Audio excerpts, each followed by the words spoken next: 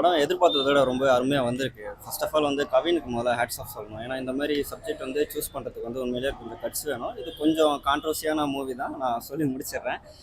படத்தில் வந்து இது டோட்டலாகவே படம் வந்து பார்த்தீங்கன்னா நெகட்டிவ் ஷேட் தான். ஏ டு செட் எல்லாருமே இந்த படத்தில் வரவங்க எல்லாருமே நெகட்டிவ் ஷேட். அந்த நெகட்டிவ் ஷேட்குள்ளே வந்து கொஞ்சம் சோஷியல் மெசேஜ் வந்து சொல்லியிருக்காங்க. ஆப்போசிட் கண்டென்ட் வந்து ஃபுல் அண்ட் ஃபுல்லி நெகட்டிவ் வந்து ஆண்ட்ரியா. அவங்க தான் வந்து இந்த படத்தோட ப்ரொடியூசர் ப்ளஸ் வந்து மெயின் வந்து வில்லி ரோல் வந்து பண்ணியிருக்காங்க. கவினுமே வந்து கொஞ்சம் நெகட்டிவ் ஷேட் கதை தான். ஃபர்ஸ்ட் ஆஃப் வந்து கொஞ்சம் அப்படி இப்படி போகும். செகண்ட் ஆஃப் தான் வந்து த்ரூ அவுட்டாக படத்தை எடுத்துகிட்டு போயிட்டு ஃபினிஷ் பண்ணியிருக்காங்க. படத்தோட மிகப்பெரிய ப்ளஸ் வந்து பார்த்தீங்கன்னா ரொம்ப வளவலாக குழப்பம்லாம் இழுத்தடிக்காமல் படம் 2 மணி நேரம் என்ன சொல்ல வந்திருக்காங்களோ அதை வந்து சொல்லியிருக்காங்க. கவினுக்கு ஹேட்ஸ் ஆஃப்னு சொன்னதுக்கு ரீசன் என்னன்னா, தனக்கு எது வேணும் எது வேண்டாம் அப்படின்றதுல விஷயத்தில் வந்து தெளிவாக இருக்காரு. அடுத்த ஒரு 10 வருஷம் 15 இல்லை 20 வருஷத்தில் வந்து விஜய், அஜித், சூர்யா அவங்கள மாதிரி பெரிய ஹீரோவாக வரதுக்கு வந்து நிறையவே வந்து சான்சஸ் இருக்குது. அது இந்த படம் பார்க்கும்போதே வந்து தெரியுது.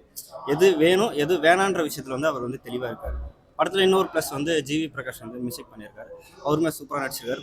படத்தில் செகண்ட் ஹாஃபில் வந்து மிகப்பெரிய ட்விஸ்ட் ஒன்று இருக்குது. யாருமே எதிர்பார்க்காத அளவுக்கு ஒரு ட்விஸ்ட் ஒன்று இருக்கும். அதை வந்து சார்லி அந்த ஆக்டர் வந்து பண்ணியிருப்பாரு. ரொம்ப சூப்பராக பண்ணியிருப்பாரு. யாருமே எதிர்பார்க்க முடியாது அந்த அளவுக்கு ஒரு ட்விஸ்ட் ஒன்று இருக்குது கிளைமேக்ஸில். மாஸ்க் படம் ஃபர்ஸ்ட் ஹாஃப் ஒரு மாதிரி இருக்கும். அது என்ன போகுது என்ன வருதுன்னெலாம் தெரியாது. ஆனால் செகண்ட் ஹாஃபில் வந்து கவின் ஆக்டிங்கு, சார்லி, அந்த ஹீரோயிங் எல்லாமே வேறு லெவலில் பண்ணிட்டாங்க. ஃபர்ஸ்ட் ஹாஃப்லேயே ஒரு மாதிரி ஹீரோயிங் ஆயிடுவாங்க. அதனால் நிறைய படத்தை பார்த்து தெரிஞ்சுக்குவாங்க. நிறைய சஸ்பென்ஸ் கேரக்டர் தான் அதிகமாக இருக்கும். நம்ம சார்லி வந்து கடைசியாக ஒரு விஷயம் பண்ணுவார். அது நமக்கே ஒரு மாதிரி கூஸ் பம்மாக இருக்கும். கிளைமேக்ஸ் தான் வேறு லெவலில் இருக்கும் இந்த படத்தில். ஒரு மாதிரி கதைக்களம் அவருடைய வழிகாட்டுதல் படி சில விஷயம்லாம் வந்து சொல்லியிருக்காங்கன்னு போட்டிருக்கு. பட் அதை வந்து இந்த படத்தில் ஐடென்டிஃபை பண்ண முடியாது. கதையில் வந்து கொஞ்சம் வந்து ஹெல்ப் பண்ணியிருப்பார்னு நினைக்கிறேன். கதையில் இன்னொரு முக்கியமான ஒரு விஷயம் வந்து ஹெல்ப் பண்ணவர் வந்து டைரக்டர் நெல்சன் அவர்கள். படம் ஸ்டார்டிங்கில் இருந்து படம் ஒரு 70% வரைக்குமே வந்து பேக்ரவுண்டில் வந்து அவர் அந்த கதையை எடுத்துகிட்டு போகிறதுக்கு வந்து வாய்ஸ் ஓவர் வந்து கொடுத்துருப்பார் பேக்ரவுண்டில். ஸோ அது வந்து மிகப்பெரிய ப்ளஸ். டேரக்டர் வந்து டெபியூட் மாதிரி எடுத்தாரு. டெபியூட் மாதிரியே தெரியல, நிறையா பேப்பர் ஒர்க் பண்ணியிருக்காருன்னு நினைக்கிறேன். அவர் வந்து அவர் பேர் எனக்கு சரியா தெரியல. வந்து அசோக் நினைக்கிறேன், விக்ராந்த் அசோக். அவர் வந்து நல்லாவே பேப்பர் ஒர்க் நிறைய பண்ணியிருக்காரு. நல்ல ஒரு 2-3 படம் எடுத்தா, ஒரு அரசியல் படம் எடுத்தா எப்படி இருக்கும், இது ஒரு அரசியல் ப்ளஸ் வந்து ஒரு நெகட்டிவ் ஷேட் படம் தான். கவின் வந்து வேஸ்ட் படங்க. ஏன்னா சுமார் தான், ரொம்ப ரொம்ப சுமாராக இருக்குது. இத்தனை பேர் பயமுறுத்தி ஒட்டுக்கா வந்து படம் வந்து ஏதோ ஒன்றும் இல்லை, பயங்கர குழப்பமான ஸ்க்ரீன் பிளே, அதுக்கு தகுந்த மாதிரி பண்ணான்னு போகுது படம். ஏதோ ஒரு சப்ஜெக்ட் மாத்திரம் எடுத்திருக்கலாம். படம் ஏமாத்துறாங்கன்ற அதை மாத்திரம் எடுத்து அதை ஸ்க்ரீன் பண்ணியிருக்கேன். ஒரு 4-5 கதை கொண்டாந்து அதெல்லாம் குழப்பி விட்டாங்க. அவங்க எப்படி சுமாராக தான் இருக்கு படம். யாருக்கு? கவினுக்கா இன்னும் கொஞ்சம் நல்லா கதையாக தேர்ந்தெடுக்கணும், அவ்வளோதான். நம்ம மாட்டணும்னு தான், வேற என்னதான். மிடில் கிளாஸ் நான் பார்க்கலையே இதையா. சரி, தெரியல சார், எனக்கு புரியல. ஆமாம், நான் மாட்டிக்கிட்டேன். அண்ணா அப்படின்னா கழி ஊற்ற போகிறாங்க, நீங்கள் ரீல்ஸ் போட போகிறீங்க. Okay, thank you. இல்லை சாங் வந்து இன்னொரு சாங் கூட ஆட் பண்ணியிருக்கலாம், அந்தளவுக்கு தான் இருக்குது. செகண்ட் ஹாஃபில் ஒரு சாங் ஆட் பண்ணியிருந்தாங்கன்னா இந்த படம் ஒரு ஃபுல்ஃபில்லாக இருந்திருக்கும். ஃபர்ஸ்ட் ஹாஃப்லேயே எல்லா சாங்கையும் தூக்கி போட்டாங்க. அதனால் ஃபர்ஸ்ட் ஹாஃப் மட்டும் போர் அடிக்கிற மாதிரி இருக்குது. ஆனால் செகண்ட் ஹாஃப் வந்து ஓரளவுக்கு ரொம்ப சூப்பராக கொண்டு போயிட்டாங்க. கவின் நடிப்பு சூப்பரா இருக்குது. கிளைமேக்ஸ் நல்லா இருக்குது. மாஸ்க் நல்லா இருக்குது. கிளைமேக்ஸ் சூப்பரா இருக்குது. கண்டிப்பா பார்க்கலாம். ஓகே. ஆண்ட்ரியா தான் இந்த படத்தில் நம்ம வட சென்னையில் வர வில்லி மாதிரி. அது என்ன பண்ணுன்னு திடீர்னு என்ன பண்ணுன்னு தெரியவே தெரியாது. அதுலேயாவது வந்து டைலாக் மட்டும் தான் கொடுத்துருப்பாங்க. இதில் ஆக்ஷனோட கொடுத்துருக்காங்க. ஒரு மாதிரி அவங்கள பார்க்குறப்ப பயங்கரமாக இருக்குது.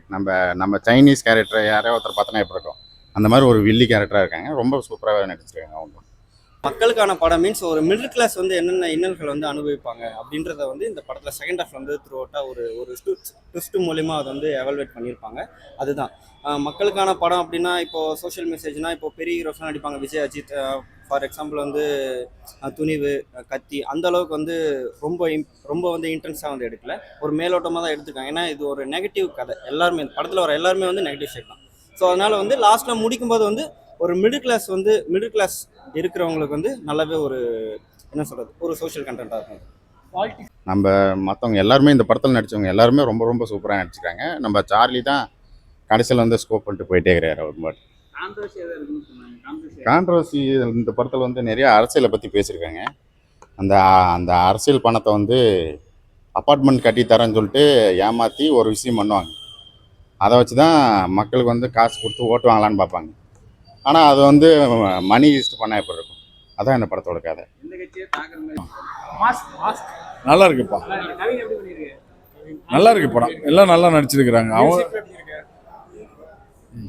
என்ன போட்டு இப்படி பண்றீங்க?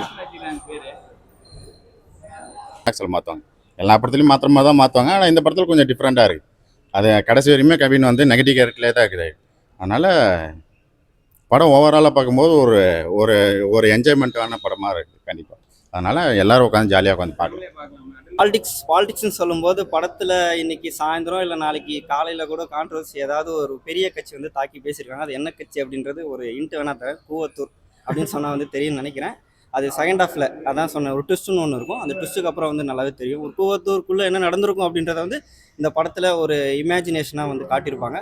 ஸோ அதனால் அதை பார்த்துட்டு படம் இன்னைக்கு சாயந்தரம் இல்லை நாளைக்கு காலையில் யாராவது ஏதாவது சொன்னாலும் வாய்ப்பு அதிகமாக இருக்குது. காமெடியில் எப்படி ஒர்க் அவுட் ஆயிருக்காங்க? அந்த மாதிரி தான் இருக்காங்க. காமெடி வந்து இந்த படத்தில் கொஞ்சம் குறைச்சிருக்காங்க. இதுக்கு முன்னாடி கவின் படத்தில் வந்து விடிவி கணேஷ் அவர்கள்லாம் இருந்திருப்பாரு. அப்புறம் வந்து ரெடின் கிங்ஸ்லே அவர்லாம் வந்து இருந்திருப்பாரு. இந்த படத்தில் அவர் ஒரு ஜஸ்ட் ஒரு ரெடின் கிங்ஸ்லே வந்து ஜஸ்ட் ஒரு கேமியோ மாதிரி தான், ஒரு 2 சீன் தான் வருவார்.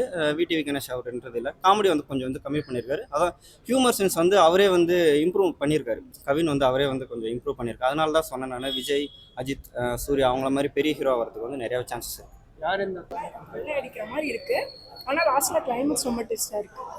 ஆண்ட்ரி ஆக்டிங் ஆக்டிங் சூப்பரா இருக்கு. மாஸ்க் எதனால வச்சிருக்காங்க? ஜிவி பிரகாஷ் மியூசிக் எப்படி இருக்கு? ஜிவி பிரகாஷ் மியூசிக் நல்லா. படத்தை பாருங்க தெரியும் மாஸ்க்னு எதனால வச்சிருக்காங்க. ஸ்டோரி யார் கேரி பண்ணி கொண்டு போறா? ஓவரால் எல்லாருமே தான் படத்தில் வர எல்லாருக்குமே வந்து பார்த்திங்கன்னா அவங்க கேரக்டர் நம்ம மைண்டில் ரொம்ப நிற்கும் அப்படின்னு சொல்ல முடியாது. இது நெகட்டிவ் ஷேட் அப்படின்றதுனால எல்லாருக்குமே வந்து நல்லா போட்டி போட்டு எல்லாருமே வந்து வில்லன் மாதிரி தான் அந்த மாதிரி நடிச்சிருக்கனால எல்லாருமே வந்து நல்லா சூப்பராக நடிச்சிருக்காங்க. எதனால மாஸ்க் வச்சிருக்காங்க? புரியல. மாஸ்க் பேர் மாஸ்க் வந்து பார்த்தீங்கன்னா ஆரம்பத்தில் படத்தில் வந்து எடுத்ததுமே ஒரு கொள்ளடிக்கிற சீன் ஒன்று வரும். மாஸ்க் போட்டு வந்து கொள்ளடிப்பாங்க. அந்த மாஸ்க் போட்டதுக்கு பின்னாடி அந்த மாஸ்க்கு பின்னாடி வந்து ஒரு ஒரு பாதிக்கப்பட்டவங்களோட வழி ஒன்று இருக்கும். அந்த பாதிக்கப்பட்டவங்களோட வழி என்னென்னா மிடில் கிளாஸ் ஃபேமிலியோட வழி. அதுதான் வந்து இந்த படத்தில் ஒரு சொல்லியிருக்காங்க. அதுதான் மாஸ்க்கு பின்னாடி இருக்கிற ஒரு ஹைட் அண்ட் சீக். அடுத்த பாட்டில் லீடு கொடுத்துருக்காங்க. அடுத்த பாட்டுக்கெலாம் ஒரு லீடு இல்லை, இது ஒரு ஸ்டாண்டலோன் மூவி தான். கெஸ்ட் ரோல் அப்படின்ற மாதிரிலாம் இல்லைங்க. கெஸ்ட் ரோல் அப்படின்னு பார்த்தா வந்து நிறைய பேருக்கு தெரியாது. நெல்சன் வாய்ஸ் ஓவர் கொடுத்துருப்பாரு. அவர் தான் அந்த கதையை வந்து எடுத்து ஸ்டார்டிங்லேயே வந்து பாதி கதையை சொல்கிறாரு. அதாவது ஃபர்ஸ்ட் ஆஃப் கதையை சொல்கிறாரு, செகண்ட் ஆஃப் கதையை ஸ்டார்டிங்லேயே சொல்கிறாரு அவர். கவினுக்கு இந்த மூவிக்கு அப்புறம் என்ன மாதிரியோட ஜேர்னி இருக்குது? சினிமா ஜேர்னி இதே மாதிரி சீரியஸான கான்ட்ரவர்ஷியல் பரவாயில்ல மேபி இருக்கலாம். அவர் சூஸ் பண்ணுற விதங்கள் வந்து ரொம்ப பிடிச்சிருக்கு. ஸ்கிரிப்ட் வைஸ் படி பார்த்தீங்கன்னா, ஸ்டோரி வைஸ் படி பார்த்தீங்கன்னா அவரை தன்னைத்தானே வந்து இம்ப்ரூவ்மெண்ட் பண்ணிக்கிறாரு. அதே மாதிரி அடுத்த ஒரு 10 வருஷம் 20 வருஷம் நான் நிலச்சி நிற்கணும் அப்படின்ற ஒரு மைண்ட் செட்டில் வந்து ஒர்க் பண்ணிட்டுருக்காரு. ரொம்ப வந்து நான் ஏரில் பறக்க விடுறேன் அப்படின்ற மாதிரி அவர் இப்போவே ஆரம்பிக்கல. ஏரில் பறக்க விடுறது அப்படியே பெரிய ஹீரோஸ் பண்ணுறாங்க. அது நம்ம இப்போ பண்ணக்கூடாது. ஒரு 15 வருஷம் 20 வருஷத்துக்கு அப்புறம் பண்ணிக்கலாம். இப்போ நம்மளுக்கு என்ன தேவையோ ஒரு யங்ஸ்டர்ஸோட பல்ஸு, ஒரு வந்து 40s to 60s ஏஜில் இருக்கிறவங்களோட பல்ஸ் அவங்க எல்லாருக்குமே பிடிக்கணும் அப்படின்ற மாதிரி இருக்கும். அதை நோக்கி வந்து மூவ் பண்ணிட்டு போயிட்டுருக்காரு. ஓவராலாக வந்து படம் 10க்கு நான் ஒரு 7.5 வந்து தருவேன். ஏன்னா பாட்டு வந்து இன்னொன்று அடிஷ்னலாக வந்து ஆட் பண்ணியிருக்கலாம். ஏன்னா கதை வந்து நல்லாவே சூப்பராக இருக்குது, எல்லாருமே பார்க்க வேண்டிய ஒரு கதை. அதனால ஒரு பாட்டு வந்து ஆட் பண்ணியிருக்கலாம். இன்னும் எது கொஞ்சம் பெட்டராக பண்ணியிருந்தா 10 out of 10 கொடுத்துருக்காங்க. 10 out of 10 அப்படின்றது பாட்டு கொஞ்சம் ஆட் பண்ணியிருந்துருக்கலாம். ஃபர்ஸ்ட் ஆஃப் வந்து கொஞ்சம் சில பேருக்கு பிடிக்காம கூட போகும், கச்சா முச்சான்னு கொஞ்சம் போகும், கொஞ்சம் இல்லீகல் ரிலேஷன்ஷிப் அப்படின்ற மாதிரிலாம் கொஞ்சம் போகும். ஸோ அதனால் அந்த ஒரு விஷயத்துக்காக தான் வந்து 10க்கு டச் பண்ணுற மாதிரி ஒரு பாயிண்ட்ஸ் நான் கொடுத்துருப்பேன். கொஞ்சம் கம்மியாக கொடுத்ததுக்கு வந்து காரணம் வந்து ஃபர்ஸ்ட் ஆஃப். செகண்ட் ஆஃப் வந்து பார்த்திங்கன்னா உண்மையே வந்து ஒரு கூஸ் பம்ப் பார்க்கலாம். ஃபேமிலியாக பார்க்கலாம்.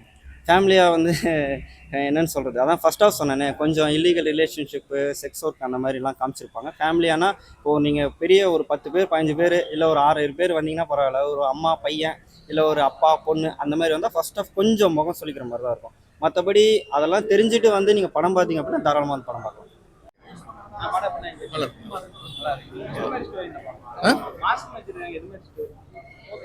மாஸ்க் வச்சு ஒரு ராபரி பண்ணுறோம். நல்லா நல்லா பண்ணுறோம். நல்லா நல்லா இருக்கு. எது மாதிரி நல்லா இருக்குண்ணா நல்லா இருக்குண்ணா பார்க்கலாம் படம் சூப்பராக இருக்கு படம் சூப்பராக இருக்குண்ணா பார்க்கணுண்ணா கில்லர் மாதிரிண்ணா படம் நல்லா தான் இருக்கு படம் பார்க்கலாம்